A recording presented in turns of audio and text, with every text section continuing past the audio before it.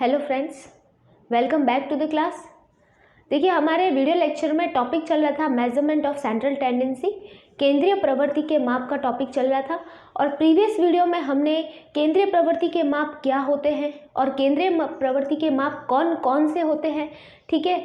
जो statistical averages है उनका जो हमने वर्गीकरण है वो हमने प्रीवियस वीडियो में देखा था, ठीक है।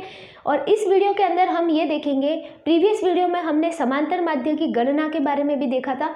जो अर्थमेटिक मीन है हमारा, जो मैथमेटिकल हम क्लासिफिकेशन कह सकते हैं स्टैटिकल एवरेज का, तो मैथमेटिकल क्लासिफिकेशन में जो सबसे पहला हमने टॉपिक पढ़ा है वो है समांतर माध्य। तो समांतर माध्य हमने प्रीवियस क्लास में पढ़ा है, उसकी कैलकुलेशन कैसे होती है वो सारा कुछ हम प्रीवियस क्लास के अंदर देख चुके हैं। और इस क्लास में हम समांतर माध्य से संबंधित कुछ इंपॉर्टेंट बातें जो कि हमारे आरपीएससी के एग्जाम के लिए बहुत ज़्यादा इंपॉर्टेंट है वो हम डिस्कस करेंगे, जिससे रिलेटेड हमारे एग्जाम में क्वेश्चन पूछे जाएंगे। वैसे ही जो स्टेटमेंट है वो हमें क्वेश्चन पेपर में देखने को मिलेंगे। तो कुछ स्टेटमेंट है समांतर माध्य से संबंधित, अर्थमेटिक मीन से संबंधित, वो अभी हम देखते हैं। लेकिन इससे पहले अगर आपने चैनल को सब्सक्राइब नहीं किया है तो आप चैनल को सब्सक्राइब कर दीजिए, क्योंकि आपको जो लेटेस्ट वीडियो की नोटिफिकेशन है वो आपको उससे मिल सकेगी, ठीक है। तो चलिए स्टार्ट करते हैं हम समांतर माध्य के बारे में विशेष बातें। तो देखिए, यहाँ पे हम लिख देते हैं स्टेटमेंट या फिर इंपॉर्टेंट बातें हैं समांतर माध्य की, ठीक है।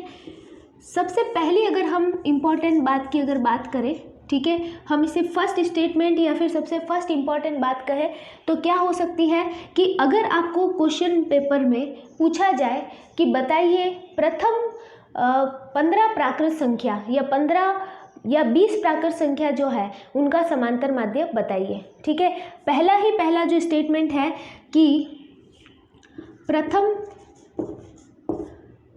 1 से 20 तक प्राकृत संख्याओं का समांतर माध्य क्या है, ठीक है। प्रथम 1 से 20 तक की जो प्रथम प्राकृत संख्याएं हैं, जो 1 से 20 तक की रेगुलर सीरीज या नंबर्स, हम नेचुरल नंबर्स कह सकते हैं। फर्स्ट 1 to 20 तक के जो फर्स्ट नेचुरल नंबर्स हैं उनका अगर आपको अर्थमेटिक मीन पूछा जाए तो आप कैसे कैलकुलेट करोगे? आप ऐसे नंबर को जोड़ोगे नहीं, 1 2 3 4 5 + 6, इस तरीके से जब हम कैलकुलेशन करेंगे तो ये कैलकुलेशन हमारे लिए क्या हो जाएगी, लेंथी हो जाएगी, टाइम पीरियड कैलकुलेशन हो जाएगी, ठीक है। तो हम क्या करेंगे, इसका एक सिंपल सा फॉर्मूला है कि अगर फर्स्ट नेचुरल नंबर्स का आपको मीन पूछा जाए तो इसका क्या होगा, इसका फॉर्मूला होगा first value plus last value upon 2। ये आपके फर्स्ट नेचुरल नंबर्स जितने भी कहे, 1 से 50, 1 से 15, 1 से 20, 1 से 10, कितने भी नेचुरल नंबर्स कहे, उन नेचुरल नंबर्स का आप अर्थमेटिक मीन कुछ इस तरीके से निकालोगे, first value plus last value divided by 2। अब हम इसे अप्लाई करते हैं। 1 से 20 तक की जो प्रथम प्राकृत संख्या है उसका अगर आपको समांतर माध्य निकालना है तो कैसे निकालोगे? फर्स्ट वैल्यू कौन सा है?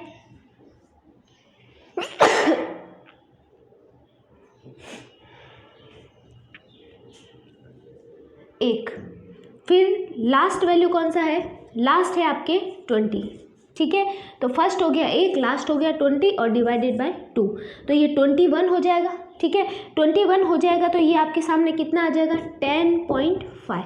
तो 10.5 क्या होगा, आपके फर्स्ट 20 जो नेचुरल नंबर है, 1 से 20 तक की जो प्रथम प्राकृत संख्या है उसका क्या है, आपके समांतर माध्य है, ठीक है, प्रथम प्राकृत संख्याओं का। तो ये भी आपको ध्यान रखना है, ये इंपॉर्टेंट है, ये पूछा जा चुका है और पूछा जा सकता है। फिर सेकेंड स्टेटमेंट की अगर हम बात करें तो हमारे सामने आएगा कि समांतर माध्य जो है, ये हटा देते हम, सेकेंड हमारे सामने आएगा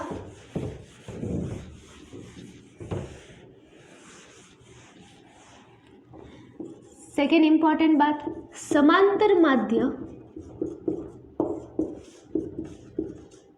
सीमांत मूल्यों में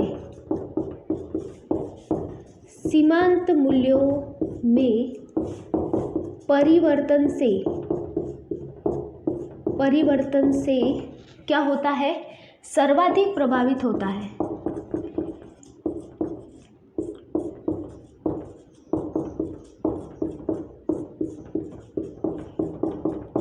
ये एक इम्पॉर्टेंट बात है कि जो आपका समांतर माध्य है, जो अर्थमेटिक मीन है, वो सीमांत मूल्यों में परिवर्तन से, सीमांत मूल्यों मतलब कि मार्जिनल वैल्यूज़ के अंदर अगर आप चेंजेस करते हो तो उससे क्या होता है, सबसे ज़्यादा इफेक्टेड होता है। ठीक है, जैसे कि आपके सामने ये एक्स सीरीज़ दे रखी है 5, 15, 20, 25।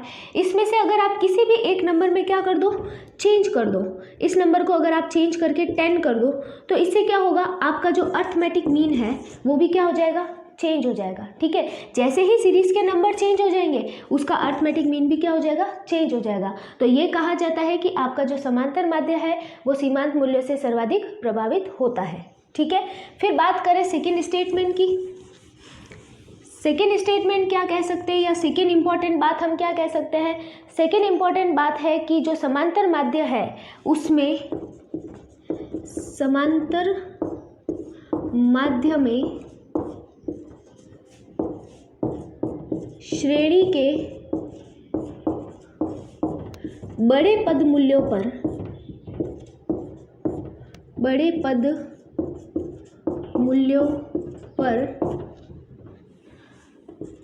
अधिक ध्यान दिया जाता है, जबकि छोटे पद मूल्यों पर कम। ये एक इम्पॉर्टेंट बात है कि जब आप अर्थमेटिक मीन की कैलकुलेशन कर रहे होंगे तो उस समय क्या होता है कि हम जो बड़े पद मूल्य होते हैं, जो लार्जेस्ट वैल्यू के, और जो छोटे पद मूल्य होते हैं उन पर क्या दिया जाता है, कम ध्यान दिया जाता है। ठीक है, जो हाईएस्ट वैल्यूज़ है, जो लार्जेस्ट वैल्यू है उन पर ध्यान ज़्यादा, और जो छोटे मूल्य है, स्मॉलेस्ट वैल्यूज़ है, उन पर थोड़ा कम ध्यान दिया जाता है। फिर स्टेटमेंट नंबर 3 की बात करें।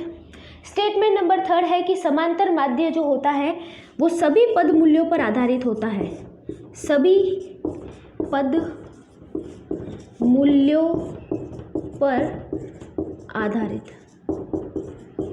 ये भी इसकी एक इम्पॉर्टेंट विशेषता है कि समांतर माध्य जो है उसमें श्रेणी के सारे जो नंबर्स हैं वो आपके पास होने चाहिए। ठीक है, सपोज करो कि आपके पास एक सीरीज़ है एक्स सीरीज़, जिसमें कुछ वैल्यूज़ दे रखे हैं 5, 15, 20, 25। ठीक है, और एक मूल्य नहीं है, एक मूल्य आपके सामने मिसिंग है, और फिर आपको 30 कुछ इस तरीके से दे रखा है। तो क्या आप मीन की कैलकुलेशन कर पाएंगे? नहीं कर पाएंगे, क्योंकि उसके लिए आपको सारे के सारे पद मूल्य जो है वो ज़रूरी होंगे, सारे के सारे पद मूल्य आपको चाहिए होंगे। ठीक है, इसके अलावा विशेषता की अगर हम बात करें तो जो समांतर माध्य है, समांतर माध्य में बीजीय विवेचन जो है, बीजीय विवेचन संभव है।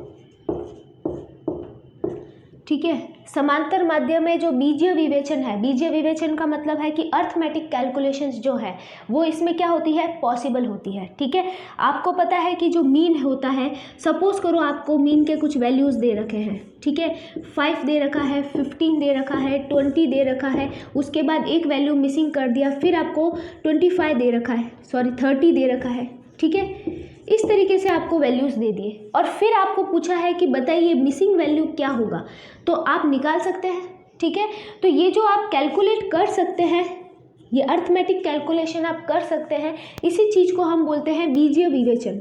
जो अर्थमेटिक कैलकुलेशंस है वो आप इसमें कर सकते हैं, आप मिसिंग वैल्यूज़ निकाल सकते हैं। ठीक है, कई बार आपको खंडी श्रेणी दे रखी होती है 5, 15, 20, 25 और 30। इसके बाद उसकी आवृत्ति फ्रीक्वेंसी दे रखी होती है, सपोज करो 3, 2, 1, 2, 3। ठीक है, अब इसमें से कोई एक फ्रीक्वेंसी आपके सामने मिसिंग कर दे और आपसे कह दिया कि निकालिए ये फ्रीक्वेंसी क्या है, तो आप निकाल सकते हैं। ठीक है, आप मीन का फॉर्मूला लगाएंगे और आप ये मिसिंग फ्रीक्वेंसी निकालेंगे। ठीक है, जैसे ये वाली सीरीज है व्यक्तिगत श्रेणी, तो व्यक्तिगत श्रेणी में bar x is equal to sigma x upon n। ठीक है। सिग्मा एक्स अपॉन मतलब सिग्मा एक्स का मतलब है सभी पद मूल्यों का योग, ठीक है। तो आप जितने पद मूल्य है इसमें से किसी एक को यहाँ को x मान लोगे, बाकी सबकी टोटल करोगे और प्लस x करोगे और n में जितने नंबर ऑफ पद मूल्य है वो आप रखोगे। यहाँ पे आपको समांतर माध्य दे रखा होगा वो रखोगे और फिर आप ये कैलकुलेशन करोगे, ठीक है। तो इस तरीके से ये जो हम कर पा रहे हैं वो है बीज गणितीय विवेचन। तो बीज गणितीय विवेचन इसमें क्या है, संभव है। मिसिंग वैल्यूज जो है बीच में कुछ निकालनी है तो वो आप कर सकते हैं, ठीक है। फिर नेक्स्ट की बात करें तो नेक्स्ट विशेषता इसके अंदर आ जाएगी। नेक्स्ट विशेषता बहुत इंपॉर्टेंट है कि समांतर माध्य से निकाले गए, ये इंपॉर्टेंट चीज़ है, समांतर माध्य से निकाले गए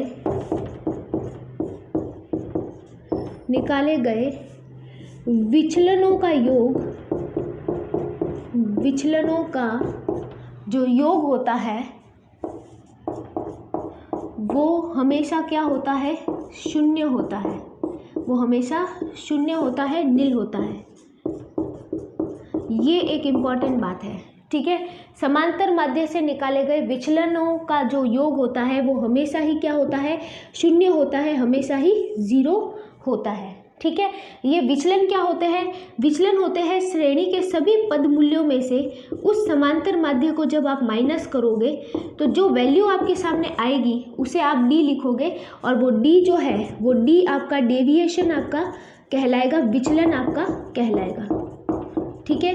तो ये जो विचलन है, इन विचलनों का जो योग है मतलब सिग्मा जो डी है वो हमेशा क्या रहेगा, ज़ीरो, ठीक है। ये बात आपको यहाँ पे ध्यान रखनी है कि समांतर माध्य से निकाले गए विचलनों का योग हमेशा शून्य होता है, ठीक है, ज़ीरो होता है। फिर और इसी विशेषता की कंटिन्यू बात करते हैं इसी विशेषता पे कि समांतर माध्य से निकाले गए जो विचलन होते हैं, समांतर माध्य से निकाले गए विचलनों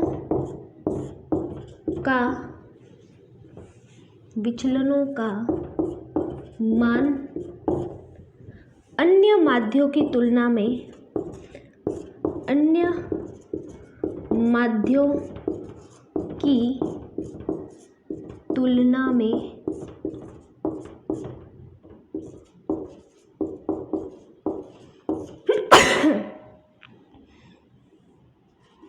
न्यूनतम होता है, ठीक है। ये एक इम्पॉर्टेंट और बात है कि समांतर माध्य से जो आप विचलन निकालोगे, समांतर माध्य से निकाले गए विचलनों का जो मान होता है वो दूसरे किसी माध्य से निकाले गए विचलनों के योग से क्या होता है, कम होता है, न्यूनतम होता है, ठीक है। तो मतलब समांतर माध्य से निकाले गए जो विचलनों का मान है वो दूसरे माध्यों के मुकाबले में क्या होता है, न्यूनतम होता है। दूसरे माध्य में हम मध्यका की बात कर लेते हैं, हम बहुलक की बात कर लेते हैं, तो इनसे निकाले गए जो विचलन होता है उससे कम होता है समांतर माध्य का विचलन। क्लियर है। तो ये भी इसकी एक विशेषता है। नेक्स्ट है हमारे सामने कि सभी पद मूल्यों में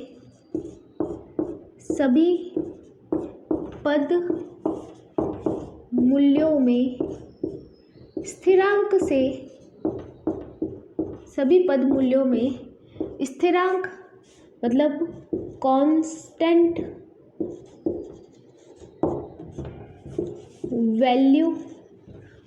वैल्यू जो होता है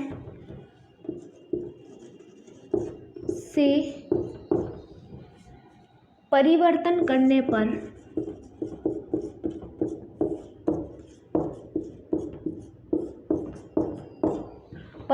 करने पर जो आपका अर्थमेटिक मीन है, समांतर माध्य है, उसमें भी क्या होता है, समांतर माध्य में भी परिवर्तन होता है, ठीक है। उतना ही परिवर्तन होगा जितना कि स्थिरांक से परिवर्तन किया गया है, जितना कि स्थिरांक से परिवर्तन किया गया है। देखिए ये क्या बात बोली गई है कि सभी पद मूल्यों में स्थिरांक से किसी कांस्टेंट वैल्यू से परिवर्तन करने पर आपके जो अर्थमेटिक मीन है उसमें भी परिवर्तन होता है, और कितना परिवर्तन होता है, उतना ही परिवर्तन होता है जितना कि आपने स्थिरांक से परिवर्तन किया है। अब ये स्थिरांक क्या होता है? स्थिरांक का मतलब है कि हम किसी वैल्यू को, स्थिरांक का मतलब देखिए कांस्टेंट वैल्यू जो होता है स्थिरांक, उसका मतलब क्या होता है कि हम किसी वैल्यू को सीरीज में क्या कर सकते हैं, प्लस कर सकते हैं, किसी वैल्यू को माइनस कर सकते हैं, हम किसी वैल्यू को क्या कर सकते हैं, मल्टीप्लाई कर सकते हैं, और किसी वैल्यू का डिवाइडेशन कर सकते हैं। ठीक है, तो ये जो हम काम करते हैं किसी वैल्यू से, जैसे सपोज करो सीरीज में आप किसी डिजिट को प्लस किए जा रहे हो, ठीक है, तो वो भी है एक स्थिरांक। तो स्थिरांक का मतलब होगा कि किसी भी वैल्यू को सीरीज के अंदर प्लस करना, माइनस करना, मल्टीप्लाई करना या उसका डिवाइडेशन करना। ठीक है, तो उससे आपका क्या होगा, अर्थमेटिक मीन क्या हो जाएगा, चेंज हो जाएगा। ठीक है, किसी भी वैल्यू से परिवर्तन करोगे तो अर्थमेटिक मीन चेंज होगा, और कितना चेंज होगा, जितना आपने स्थिरांक से परिवर्तन किया है। ठीक है, तो इसको हम एक एग्जाम्पल से देखते हैं। एग्जाम्पल लेते हैं हम। अभी हम एक एग्जाम्पल देखिए, आपके सामने है 5, वैल्यू है 10, फिर आपके सामने आ जाएगी 15, फिर आ जाएगी 20, और फिर वैल्यू आ जाएगी 25। ठीक है, और इस वैल्यू के अंदर हम एक कांस्टेंट वैल्यू +2 कर देते हैं। ठीक है, +2 करके आपकी सीरीज़ क्या हो जाएगी, 7, ये हो जाएगी आपकी सीरीज़ 12, और ये हो जाएगी आपके 17, ये हो जाएगी 22, और ये हो जाएगी आपके 27। ठीक है, अब हम इनका क्या निकालते हैं, इनका माध्य निकालते हैं, समांतर माध्य। तो इसका क्या आ जाएगा आपके सामने, समांतर माध्य। इस वैल्यूज़ को आप जोड़ोगे, 5 और 10 हो जाएंगे आपके सामने 15, 15 और 15 30, और 20 हो जाएंगे आपके सामने 50, 50 और 25 हो जाएंगे 75, 75 से जब आप कितने वैल्यूज़ है, 5 वैल्यूज़ है, तो 5 को डिवाइड करोगे तो आपके सामने कितना आएगा, 15। तो 15 इसका मीन है। इसका मीन क्या होगा, इसका मीन हम वैल्यू, इसकी टोटल आएगी हमारे सामने 85। ठीक है, इसकी टोटल करेंगे हम, और इसकी टोटल आ रही है 85। 85 को डिवाइड करेंगे 5 से, तो हमारे सामने मीन कितना आ जाएगा, 17। ठीक है, तो अभी आप यहाँ पे देख पा रहे हैं कि पहले हमारा मीन था 15, और अब हमारा अर्थमेटिक मीन कितना है, 17। तो इसमें कितना इंक्रीमेंट हुआ है, +2 से। ठीक है, तो यही बात यहाँ पे बताई गई है कि समांतर जो श्रेणी है, श्रेणी के सभी पद मूल्यों में किसी स्थिरांक से, कांस्टेंट वैल्यू से चेंजेस करने पर जो आपकी सीरीज़ में चेंजेस होगा, और इसकी वजह से आपका जो नया समांतर माध्य होगा उसमें जो चेंजेस होगा, वो चेंजेस भी कितना होगा, वो भी उतना ही होगा जितने से आपने पूरी सीरीज़ में क्या किया है, चेंज किया है। ठीक है, तो ये बात आपको ध्यान रखनी है। अब इसके अलावा और अगर हम इसमें 2-3 बातें और इसमें क्वेश्चन से भी कर सकते हैं, हम इसको क्वेश्चन एग्जाम्पल ले लेते हैं। एग्जाम्पल आपके सामने मैं लिखती हूँ कि अगर किसी श्रेणी का समांतर माध्य 15 है, ठीक है,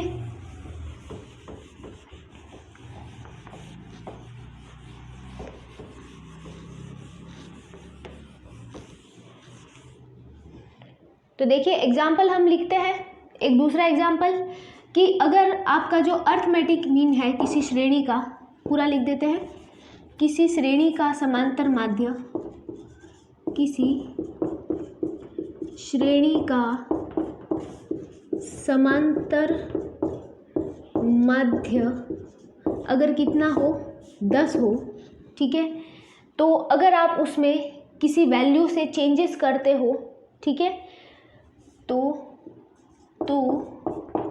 सभी पद मूल्यों को 2 से गुणा करने पर, 2 से भाग देने पर,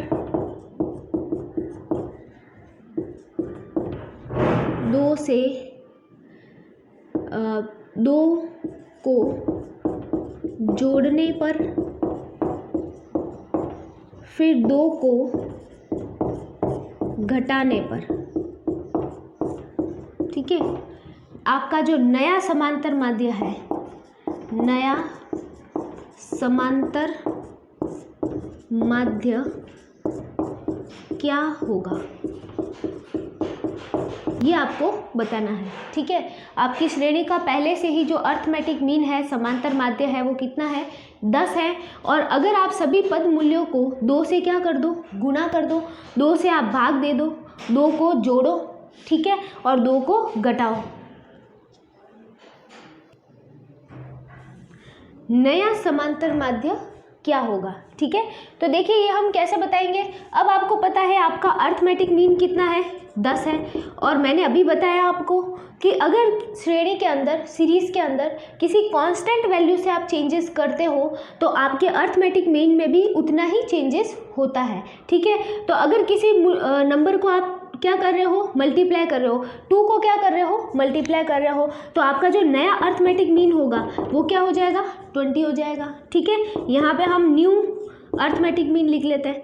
फिर बात करते हैं कि आप क्या कर रहे हो, 2 से भाग दे रहे हो, तो नया अर्थमेटिक मीन जो है वो आपके सामने क्या हो जाएगा, वो हो जाएगा 10 डिवाइड बाय 2 5। ठीक है, फिर बात करते हैं कि आप जोड़ रहे हो तो फिर नया अर्थमेटिक मीन आपके सामने 10 + 2 क्या हो जाएगा, 12 हो जाएगा। ठीक है, फिर घटा रहे हो तो 10 - 2 = 8। तो ये सारे आपके नए समांतर माध्य होंगे जो आप परिवर्तन करोगे उस परिवर्तन के अकॉर्डिंग। ठीक है, अब चलते हैं हम नेक्स्ट विशेषता की बात करते हैं कि नेक्स्ट स्टेटमेंट क्या है।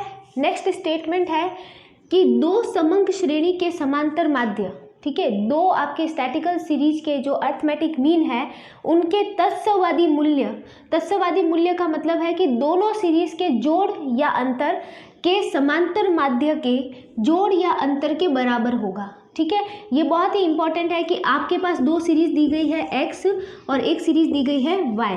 ठीक है, तो इन दोनों श्रेणियों के जो समांतर माध्य है इनके अपने अपने जो इंडिविजुअल जो मीन्स हैं, ठीक है, इसका भी मीन और इसका भी मीन, ये जो दोनों समांतर माध्य है वो इन श्रेणियों के जो तत्समवादी मूल्य है, तत्समवादी मूल्य का मतलब है या तो इन दोनों सीरीज को जोड़ देना या फिर इन दोनों सीरीज का क्या लेना, अंतर लेना। ठीक है, तो इन दोनों सीरीज के जोड़ या अंतर का जो समांतर माध्य होगा उसके जोड़ या अंतर के बराबर होगा। ठीक है, तो इसको हम एक एग्जाम्पल की सहायता से समझते हैं। एक एग्जाम्पल डालेंगे तो हमें ये बात समझ में आएगी। अभी क्या ध्यान रखना है कि 2 समंक श्रेणी के समांतर माध्य उनके तत्समवादी मूल्यों के समांतर माध्य के जोड़ या अंतर के बराबर होगा। ठीक है, इनके तत्समवादी मूल्यों के जो समांतर माध्य होंगे उन समांतर माध्यों के भी जोड़ और अंतर के बराबर होगा। एग्जाम्पल से इसको अभी हम देखते हैं। तो देखिए ये आपके सामने है 2 समंक श्रेणियाँ, एक ए समंक श्रेणी है और एक आपके सामने बी श्रेणी है। ठीक है, तो इन दोनों का हम क्या निकालते हैं, सबसे पहले इनका मीन निकालते हैं। तो इसके अगर हम मीन की बात करें तो इसका मीन कितना हो जाएगा, इसका मीन आएगा आपके 15। ठीक है, इन सारे वैल्यूज़ को आप क्या करोगे, ऐड करोगे तो इसका मीन आपके सामने आएगा 15। इसका मीन देखो अब ये हो जाएगा 30 और 60 40 150 और 150 और वैल्यूज़ कितने हैं आपके सामने 5, तो इसका मीन आपके सामने कितना आ जाएगा 30 आ जाएगा। ठीक है, इसका मीन आपके सामने आएगा 30। तो ये दोनों मीन है आपके पास में, दोनों श्रेणियों के इंडिविजुअल अपने अपने। ठीक है, अब हम क्या करते हैं, इनका जोड़ करते हैं, इन दोनों श्रेणियों का क्या लेते हैं, जोड़ लेते हैं। ठीक है, ए और बी सीरीज़ को हम जोड़ देते हैं तो क्या आ जाएगी आपके सामने वैल्यू 15, फिर आपके सामने वैल्यू आएगी 30, फिर आपके सामने वैल्यू आएगी 45, फिर आपके सामने वैल्यू आएगी ये आ जाएगी आपके सामने 60 और फिर आपके ये वैल्यू आ जाएगी 75। इसका आपको क्या निकालना है, मीन निकालना है। ठीक है, तो इसका अगर हम मीन निकालेंगे तो मीन आ जाएगा इसका आपके सामने 45। ठीक है, फिर हम लेते हैं इसका अंतर, दोनों सीरीज़ का अंतर लेते हैं। तो अंतर करेंगे तो 5 - 10 करेंगे, 10 में से 5 गए तो 5, फिर यहाँ पे आ जाएगा 10, यहाँ पे आ जाएगा 15, यहाँ पे आ जाएगा 20 और यहाँ पे आ जाएगा 25। तो इसका मीन भी आपके सामने क्या आ जाएगा 15। ठीक है, तो अब देखिए कि ये जो जोड़ का माध्य है, जोड़ का जो माध्य है वो जोड़ का जो माध्य होगा आपके सामने वो इन दोनों के जोड़ के बराबर होगा। a + b का जो मीन है उन दोनों की जोड़ के बराबर होगा। तो कितना है 15 + 30 = 45। ठीक है, तो ये देखिए आपके सामने है 45। और जो अंतर का माध्य होगा, अंतर का माध्य अंतर का माध्य आपके सामने आएगा ए माइनस बी। ए के मीन में से बी के मीन को आप माइनस करो या बी के मीन में से ए के मीन को माइनस करो, इन दोनों का अंतर कितना आएगा 15।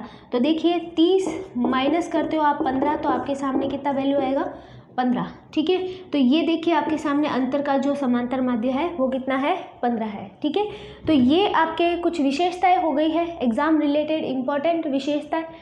अब देखिए एक इम्पॉर्टेंट क्वेश्चन आता है हमारे दिमाग में कि एक माध्य जो है वो आदर्श माध्य कब कहा जाएगा, या किसी भी माध्य को हम आइडियल मीन कब कहेंगे या आइडियल एवरेज कब कहेंगे।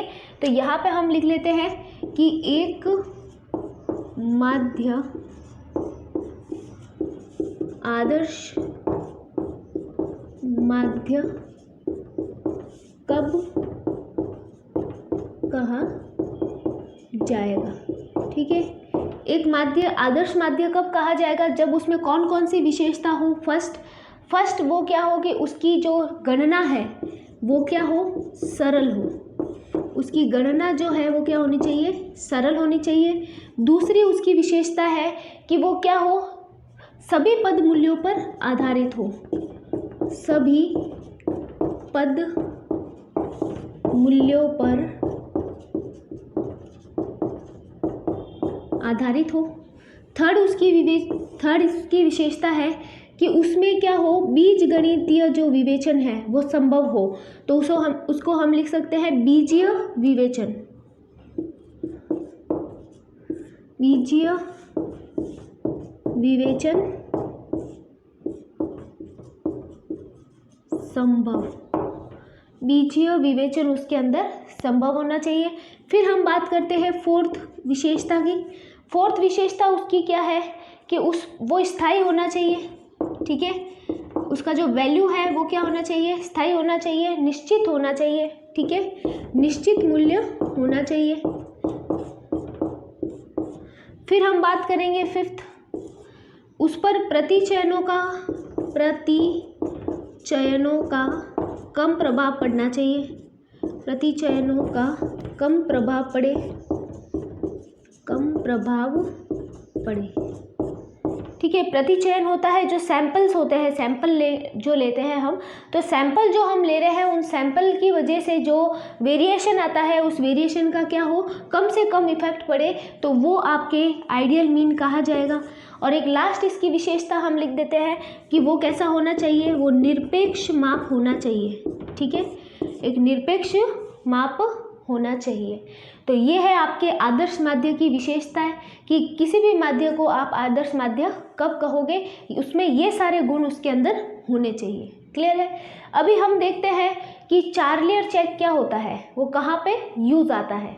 तो अगर चार्लियर चेक की अगर हम बात करें, चार्लियर शुद्धता की जांच की बात करें, तो ये किसके लिए यूज होती है, ये समांतर माध्य की गणना के लिए यूज होती है, समांतर माध्य की जांच के लिए यूज होती है। ठीक है, समांतर माध्य की गणना जो हमने की है उसकी जांच करने के लिए कौन सा चेक यूज करते हैं हम, चार्लियर चेक यूज करते हैं। ठीक है, और समांतर माध्य की जांच कब करेंगे, जब उसकी गणना कैसे की गई हो, लघु रीति से।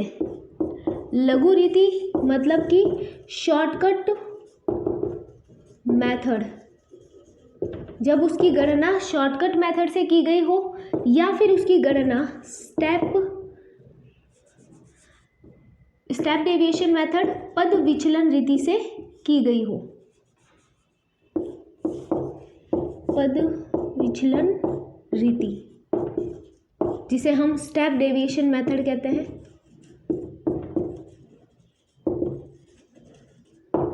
इन दो मेथड से अगर उसकी कैलकुलेशन की है आपने मीन की, अर्थमेटिक मीन की, तो उसको हम किससे चेक कर सकते हैं, चार्लियर चेक से चेक कर सकते हैं। ठीक है, तो चार्लियर चेक से चेक करने का भी अपना स्टेप है, उसके 3 स्टेप है जो हमें फॉलो करने पड़ते हैं चार्लियर चेक के लिए। स्टेप नंबर फर्स्ट जो है, स्टेप नंबर फर्स्ट आपके आएगा कि जो सभी आपके डेविएशन है, विचलन है, विचलनों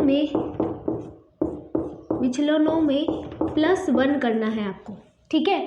आपके जो डेविएशन होंगे, क्योंकि ये चेक कहाँ पे यूज़ करोगे, सिर्फ वहीं पे यूज़ करोगे जहाँ पे जो गणना है वो शॉर्टकट मेथड से या फिर स्टेप डेविएशन मेथड से की हो अर्थमेटिक मीन की, ठीक है। तो वहाँ पे दोनों ही कैटेगरी में आपके पास क्या होंगे, डेविएशन होंगे। अगर आप शॉर्टकट मेथड यूज़ करते हो, ठीक है, यहाँ पे लिखते हैं, अगर आप शॉर्टकट मेथड यूज़ करते हो तो आपके सामने जो डेविएशन होगा वो क्या होगा, dx होगा, ठीक है। उस dx में आपको क्या करना है, +1 करना है।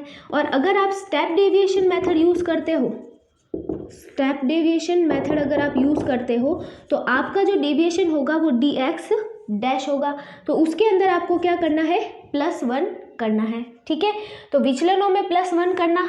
स्टेप नंबर सेकेंड आपके सामने क्या आएगा, स्टेप नंबर सेकेंड आपके सामने आएगा कि जो आपकी फ्रीक्वेंसी है उससे इनको क्या करना, मल्टीप्लाई करना, ठीक है। तो यहाँ पे हम लिखेंगे कि सभी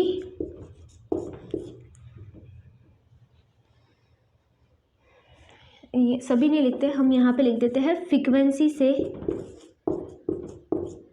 गुणा करना, ठीक है। फ्रीक्वेंसी उसकी आवृत्ति से गुणा करेंगे तो इनके जो डेविएशन है, एक तो आपके सामने है dx, तो उसको हम मल्टीप्लाई करेंगे किससे, फ्रीक्वेंसी से, dx +1 को। तो इसके आगे हम लिखेंगे f, और फिर दूसरा आपका है dx डैश +1, उसको आप फ्रीक्वेंसी से मल्टीप्लाई करोगे, ठीक है। तो फ्रीक्वेंसी से मल्टीप्लाई करना और फिर उसका क्या करना, वह उसका योग करना, ठीक है। फ्रीक्वेंसी से मल्टीप्लाई करना, वह उसका योग करना। तो योग करेंगे, उसका सिग्मा हम करेंगे, ठीक है। तो ये आपका स्टेप नंबर सेकेंड है।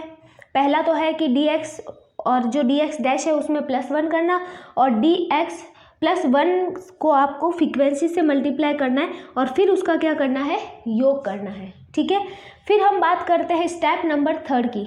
यहाँ लिख देते हैं step number third. Step number third में आपको क्या करना है, स्टेप नंबर थर्ड में आपको समीकरण लगाना है, ठीक है। और वो समीकरण क्या लगाना है, शॉर्टकट मेथड में, शॉर्टकट मेथड से करते हो तो समीकरण लगाओगे कि आपका जो सिग्मा f dx होगा वो किसके इक्वल होगा, वो होगा sigma f bracket dx +1 minus total of frequency, ठीक है। ये होगा फर्स्ट। फिर स्टेप डेविएशन से अगर आप करते हो तो स्टेप डेविएशन से जो इक्वेशन रहेगा वो होगा sigma f dx dash is equal to sigma f bracket dx dash +1 minus sigma f, ठीक है। तो ये है आपका Charlier check. Step number first, विचलनों में +1 करना। विचलन है हमारे पास 2, dx और dx डैश, ठीक है। उसको स्टेप नंबर सेकेंड फ्रीक्वेंसी से गुणा करना और उसका योग करना, ठीक है। तो फ्रीक्वेंसी से मल्टीप्लाई किया हमने और उनका क्या कर दिया, समेशन सिग्मा कर दिया हमने। फिर स्टेप नंबर थर्ड है इक्वेशन लगानी है, और इक्वेशन क्या लगानी है शॉर्टकट मेथड में, सिग्मा f dx जो है वो इक्वल होगा sigma f bracket dx +1 minus sigma f के, ठीक है।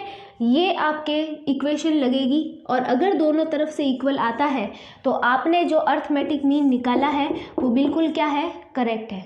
क्लियर है। और अगर आप स्टेप डेविएशन फॉलो करते हैं तो sigma f dx dash equal होगा किसके, sigma f bracket dx dash +1 minus sigma f के। क्लियर है।